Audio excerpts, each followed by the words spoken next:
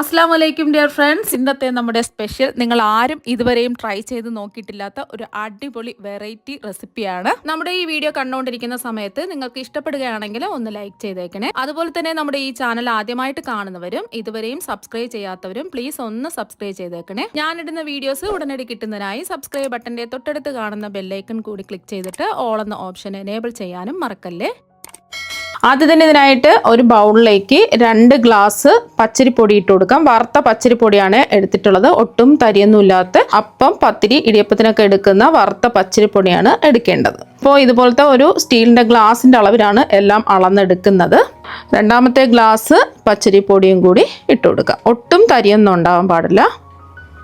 ഇനി ഇതിലേക്ക് ഒരു 2 ടേബിൾ സ്പൂൺ മൈദ മാവും കൂടി ചേർത്ത് കൊടുക്കാം. മൈദാമാവ് ചേർക്കുന്നത് ഉണ്ടാക്കുന്ന പലഹാരം വിണ്ട് കീറാതെ കലകളൊന്നുമില്ല നല്ല പെർഫെക്റ്റ് ആയിട്ട് കിട്ടുന്നതിന് വേണ്ടിയിട്ടാണ് മൈദാമാവ് ചേർത്ത് കൊടുക്കുന്നത്. ഇനി ഇതിലേക്ക് നമ്മൾ ചേർത്ത് കൊടുക്കുന്നത് ആവശ്യത്തിനുള്ള ഉപ്പാണ്. ഒരു 3/4 ടീസ്പൂൺ ഉപ്പാണ് ചേർക്കുന്നത്. ഇനി ഇതിലേക്ക് നമുക്ക് 1 ടേബിൾ സ്പൂൺ പഞ്ചസാര കൂടി ചേർത്ത് കൊടുക്കാം. ചെറിയൊരു മധുരം കിട്ടുന്നതിന് വേണ്ടിയിട്ടാണ്. ഇതെല്ലാം കൂടിയിട്ട് ഒന്ന് മിക്സ് ചെയ്യാം. ഇനി ഇതിലേക്ക് നമ്മൾ ഏത് ഗ്ലാസ്സിലാണോ മാവ് അളന്നെടുക്കുന്നത് അതേ ഗ്ലാസ്സിൽ തന്നെ 2 ഗ്ലാസ് വെള്ളം ഒഴിച്ചു കൊടുക്കാം. സാധാരണ പച്ചവെള്ളം തന്നെയാണ് എടുക്കുന്നത്. അപ്പോൾ 2 ഗ്ലാസ് പച്ചവെള്ളം ഇതിലേക്ക് ഒഴിച്ചു കൊടുത്തു. കട്ടകളൊന്നും ഇല്ലാതെ ഒന്ന് മിക്സ് ചെയ്തെടുക്കുക. അപ്പോൾ കട്ടകളൊന്നുമില്ലാതെ ഇതെല്ലാം ഒന്ന് മിക്സ് ചെയ്ത് യോജിപ്പിച്ചെടുത്തിട്ടുണ്ട്. ഇനി ഇതിലേക്ക് നമ്മൾ ചേർത്ത് കൊടുക്കുന്നത് നമ്മൾ തയ്യാറാക്കുന്ന പലഹാരം നല്ല സോഫ്റ്റായി കിട്ടുന്നതിന് വേണ്ടിയിട്ടും നല്ല പെർഫെക്റ്റ് ആയിട്ട് നല്ല ടേസ്റ്റോട് കൂടി കിട്ടുന്നതിന് വേണ്ടിയിട്ട് നമ്മൾ ഏത് ഗ്ലാസ്സിലാണോ മാവ് അളന്നെടുത്തത് അതേ ഗ്ലാസ്സിൽ തന്നെ 1 ഗ്ലാസ് പാലും കൂടി ചേർത്ത് കൊടുക്കാം. പശു പാലാണ് ചേർത്ത് കൊടുത്തിട്ടുള്ളത്. എന്നിട്ട് ഒന്നുകൂടി മിക്സ് ചെയ്യാം. പാല് ചേർക്കാൻ ഇഷ്ടമല്ല എന്നുണ്ടെങ്കിൽ നിങ്ങൾക്ക് തേങ്ങാപ്പാൽ വേണമെന്നുണ്ടെങ്കിലും 1 ഗ്ലാസ് ചേർത്ത് കൊടുക്കാം. തേങ്ങാപ്പാൽ എല്ലാവർക്കും കിട്ടണമെന്നില്ലല്ലോ, അതുകൊണ്ടാണ് 1 ഗ്ലാസ് പാല് ചേർത്ത് കൊടുത്തിട്ടുള്ളത്. ഇതിന് പകരമായിട്ട് നിങ്ങൾക്ക് വെള്ളത്തിൽ വേണമെങ്കിലും ചെയ്തിട്ടെടുക്കാം. 2 ഗ്ലാസ് അരിപ്പൊടിക്ക് 3 ഗ്ലാസ് വെള്ളം എന്ന കണക്കിലാണ് എടുക്കേണ്ടത്. ഞാനിപ്പോൾ 2 ഗ്ലാസ് വെള്ളവും 1 ഗ്ലാസ് പശുവും പാലുമാണ് ചേർത്ത് കൊടുത്തിട്ടുള്ളത്. ഒന്ന് മിക്സ് ചെയ്തെടുത്തു. ഇതിലേക്ക് 1 ടേബിൾ സ്പൂൺ എണ്ണ കൂടി ചേർത്തിട്ട് ഒന്ന് മിക്സ് ചെയ്ത് യോജിപ്പിച്ചെടുക്കാം. എനിക്ക് പകരമായിട്ട് ഞാനിപ്പോൾ വെളിച്ചെണ്ണയല്ലേ എടുത്തിട്ടുള്ളത്. വെളിച്ചെണ്ണയ്ക്ക് പകരം നിങ്ങൾക്ക് 1 ടീസ്പൂൺ നെയ്യ് വേണമെങ്കിലും ചേർത്ത് കൊടുക്കാം. ഇപ്പോൾ ഒന്ന് മിക്സ് ചെയ്തെടുത്തിട്ടുണ്ട്. ഇനി നമ്മൾ തയ്യാറാക്കി എടുത്ത മാവ് ഒരു പാനിലേക്ക് ഒഴിച്ചു കൊടുക്കാം. ഫ്ലെയിം ഓണാക്കി കൊടുത്തിട്ടുണ്ട്. ഇനി കൈവിടാതെ ഇതൊന്ന് ഇളക്കി കൊടുത്തോണ്ടേ ഇരിക്കുക. മീഡിയം ഫ്ലെയിം വെച്ച് കൊടുക്കുക. കൈവിടാതെ ഇതുപോലെ ഇളക്കി കൊടുത്തോണ്ടേ ഇരിക്കുക. പെട്ടെന്ന് തന്നെ മാവ് റെഡിയായി കിട്ടും. ഇതുപോലെ ചെറിയ ചെറിയ കട്ടകൾ പോലെ വരും, അതൊന്നും കുഴപ്പമില്ല. എല്ലാം ഒന്ന് മാവ് റെഡിയായി കിട്ടുന്ന സമയത്ത് കട്ടകളെല്ലാം മാറിക്കോളും. കണ്ടില്ലേ, പെട്ടെന്ന് തന്നെ മാവ് റെഡിയായി വരുന്നുണ്ട്. കൈവിടാതെ ഇളക്കി കൊടുക്കുക. വീണ്ടും ഇളക്കി കൊടുക്കുക. പാനിൽ നിന്ന് വിട്ട് വരുന്നവരെ ഇളക്കി കൊടുക്കുക.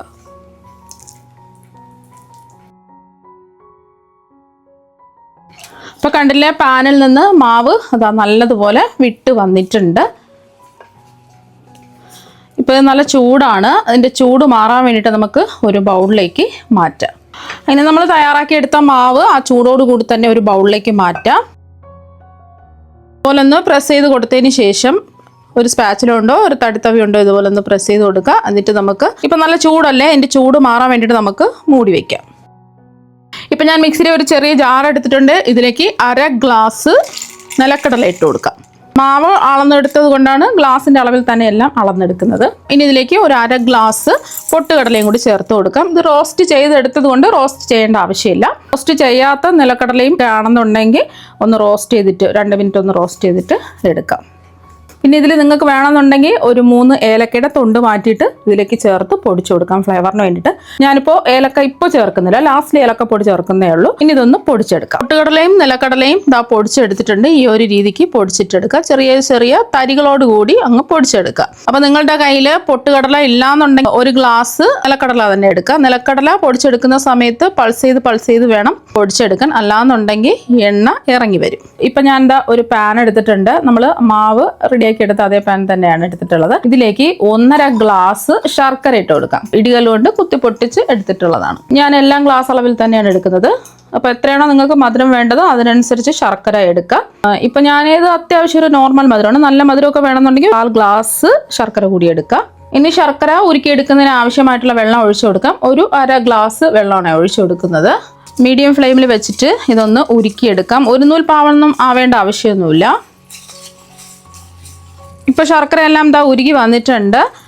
ഇനി ഇത് അരിച്ച് ഒഴിക്കേണ്ട ആവശ്യമൊന്നുമില്ല. ഇത് കല്ലും മണ്ണും ഇല്ലാത്ത ശർക്കര ആയതുകൊണ്ട് ഞാൻ അരിച്ചൊന്നും എടുക്കുന്നില്ല. കല്ലും മണ്ണും ഇല്ലാന്ന് ഉറപ്പുണ്ടെങ്കിൽ മാത്രം അരിക്കാതെ ചെയ്യാം.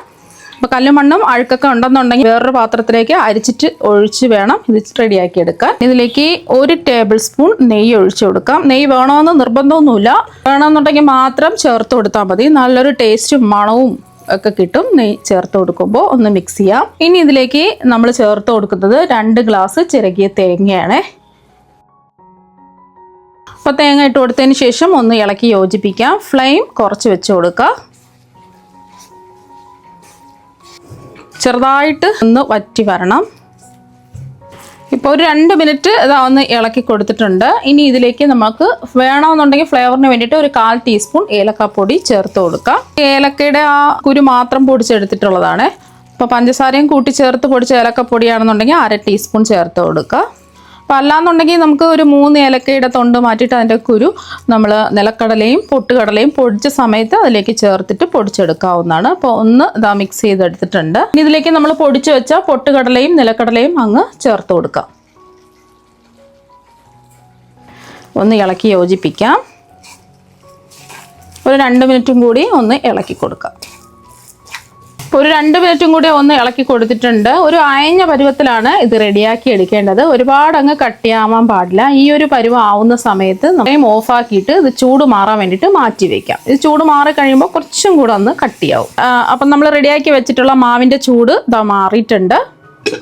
ഇനി നമ്മൾ ഈ മാവ് കുഴച്ചെടുക്കേണ്ട ആവശ്യമൊന്നുമില്ല. മാവ് നല്ല സോഫ്റ്റായിട്ട് തന്നെ ഇരിപ്പുണ്ട്. ഇനി ഇതിൽ നിന്നും കുറച്ച് മാവ് എടുക്കുക. ഒരു വലിയ നാരങ്ങ വലുപ്പത്തിലുള്ള മാവ് എടുക്കുക. എന്നിട്ട് ഒന്ന് ഉരുട്ടിയെടുത്താൽ മതി. മാവ് ജസ്റ്റ് ഇതുപോലെ പരത്തി എടുക്കുന്നതിന് വേണ്ടിയിട്ട് ഇതുപോലെ ഒന്ന് ഉരുട്ടിയെടുത്താൽ മതി. ഇപ്പം ഞാൻ എന്താ ഒരു പ്ലാസ്റ്റിക് ഷീറ്റ് എടുത്തിട്ടുണ്ട്. വേണമെന്നുണ്ടെങ്കിൽ എണ്ണ തടവി കൊടുക്കുക. ഉരുട്ടിയെടുത്ത മാവ് ഇങ്ങനെ വെച്ച് കൊടുക്കുക. എന്നിട്ട് ഇതിൻ്റെ മുകളിലായിട്ട് വേറൊരു ഷീറ്റ് വെച്ച് കൊടുക്കുക. ഇനി ഇതുപോലത്തെ ഒരു അടപ്പോ എന്തെങ്കിലും വെച്ചിട്ട് ഒന്ന് ജസ്റ്റ് പ്രസ് ചെയ്ത് കൊടുത്താൽ മതി. അപ്പോൾ അതാ ഒന്ന് പ്രസ് ചെയ്ത് കൊടുത്തിട്ടുണ്ട്. ഇപ്പോൾ കണ്ടില്ലേ, കറക്റ്റ് റൗണ്ട് ഷേപ്പിൽ ഇതാ കിട്ടിയിട്ടുണ്ട്. ഇനി നമ്മൾ തയ്യാറാക്കി വെച്ച ഫില്ലിങ്ങിൻ്റെ ചൂട് മാറിയിട്ട് ഇതുപോലെ ഒന്ന് ഉരുട്ടിയെടുത്തിട്ടുണ്ട്. ഒരറ്റത്ത് ഇങ്ങനെ വെച്ച് കൊടുക്കുക. എന്നിട്ട് ഈ നമ്മുടെ ഷീറ്റ് ഇങ്ങനെ ഒന്ന് അടക്കി കൊടുക്കുക. എന്നിട്ട് ഇതുപോലെ പ്രസ് ചെയ്ത് ഒന്ന് ഒട്ടിച്ചും കൂടി കൊടുക്കുക. പെട്ടെന്ന് ഈസി അല്ലേ, ഒരു അച്ചിൻ്റെ ഒന്നും തന്നെ ആവശ്യമില്ല. പെട്ടെന്ന് നമുക്ക് സിമ്പിളായിട്ട് റെഡിയാക്കി എടുക്കാനും പറ്റും. അപ്പം ഇതുപോലെ ഒന്ന് പ്രസ് ചെയ്ത് ഒട്ടിച്ചു കൊടുക്കുക. അതപ്പോൾ കണ്ടില്ലേ, കറക്റ്റ് ഇതായിട്ട് റെഡിയായി കിട്ടിയിട്ടുണ്ട്. അപ്പോൾ ഒരു അച്ചിൻ്റെയും ഒന്നും തന്നെ ആവശ്യമില്ല. ഇതുപോലെ നമുക്ക് റെഡിയാക്കി എടുക്കാവുന്നതേ ഉള്ളൂ. പ്ലാസ്റ്റിക് ഷീറ്റ് ഇല്ലാന്നുണ്ടെങ്കിൽ വാഴയിലയിൽ വേണമെങ്കിലും ചെയ്തിട്ടെടുക്കാം. അടുത്ത രീതി എങ്ങനെയാണ് റെഡിയാക്കി എടുക്കുന്നത് നോക്കാം. ഇപ്പം ഞാൻ ഇതുപോലത്തെ കുഴിയുള്ള ഒരു സ്പൂൺ എടുത്തിട്ടുണ്ട്. ഇതിൽ കുറച്ച് എണ്ണ ഒന്ന് തടവി കൊടുക്കുക. നമ്മൾ ഉരുട്ടിയെടുത്ത മാവ് ഇതുപോലെ ഒന്ന് പ്രസ് ചെയ്ത് കൊടുക്കുക. കൈ വെച്ചിട്ട് ഇതുപോലെ ഒന്ന് ആക്കി കൊടുക്കുക. അപ്പോൾ ഇതുപോലെ ഒന്ന് പ്രസ് ചെയ്ത് കൊടുത്തതിന് ശേഷം തിരിച്ചിട്ട് ഈ മാവ് മെല്ലെ ഒന്ന് ഇളക്കിയെടുക്കുക. സ്പൂണിൽ നിന്ന് ഇളക്കിയെടുക്കുക. ഇപ്പോൾ കണ്ടില്ലേ, ഒരു കുഴി പോലെ കിട്ടിയിട്ടുണ്ട്. ഇനി ഇതിൻ്റെ ഉള്ളിൽ നമ്മൾ റെഡിയാക്കി എടുത്ത ഫില്ലിങ് ഇതുപോലെ ഉരുട്ടിയിട്ട് ഒന്ന് കവർ ചെയ്ത് കൊടുക്കുക.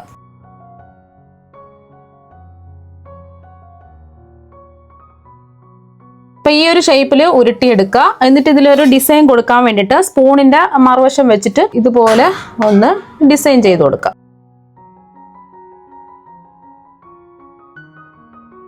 അപ്പോൾ ഈ ഒരു രീതിക്കാണ് നമുക്ക് റെഡിയാക്കി എടുക്കേണ്ടത്. അപ്പോൾ അതെല്ലാം ഇതുപോലെ ഒന്ന് ഡിസൈൻ ചെയ്ത് റെഡിയാക്കി എടുത്തിട്ടുണ്ട്. നമുക്ക് അച്ചിൻ്റെ ഒന്നും ആവശ്യമൊന്നുമില്ല. ഒരു സ്പൂൺ ഉണ്ടെന്നുണ്ടെങ്കിൽ പെട്ടെന്ന് നമുക്ക് ഇതുപോലെ റെഡിയാക്കി എടുക്കാൻ പറ്റും.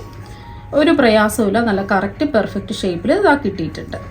ഇനി ഇതൊന്ന് നമുക്ക് സ്റ്റീം ചെയ്തെടുക്കാം. ഇപ്പം ഞാൻ എന്താ ഒരു സ്റ്റീമറിൻ്റെ തട്ടെടുത്തിട്ടുണ്ട്. ഇതിൻ്റെ ഉള്ളിൽ ഒരു വാഴയില വെച്ച് കൊടുത്തിട്ടുണ്ട്. വാഴയില വേണമെന്നൊന്നുമില്ല, കുറച്ച് എണ്ണ ഒന്ന് ബ്രഷ് ചെയ്ത് കൊടുത്താൽ മതി. ഒട്ടിപ്പിടിക്കാതിരിക്കാൻ വേണ്ടിയിട്ടാണ് വാഴയില വെച്ച് കൊടുക്കുന്നത്. മാത്രമല്ല വാഴയില ആ ഒരു ടേസ്റ്റ് ഫ്ലേവറും ഒക്കെ ഇറങ്ങി കിട്ടുകയും ചെയ്യും.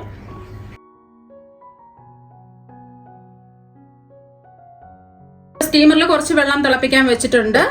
ഈ തട്ട് വെച്ച് കൊടുത്തതിന് ശേഷം ഇതുപോലെ കുറച്ച് ഗ്യാപ്പ് വിട്ടിട്ട് വേണം വെച്ച് കൊടുക്കാൻ. എന്നിട്ട് മൂടി വെച്ച് നമുക്ക് ഇതൊന്ന് മീഡിയം ടു ഹൈ ഫ്ലെയിമിൽ ആവിയേറ്റ് വേവിച്ചിട്ടെടുക്കാം. ഇപ്പം നമ്മളിത് ആവിയേറ്റാൻ വെച്ചിട്ട് ഒരു 10 മിനിറ്റ് ആയി. ഇനി നമുക്കിതൊന്ന് തുറന്ന് നോക്കാം.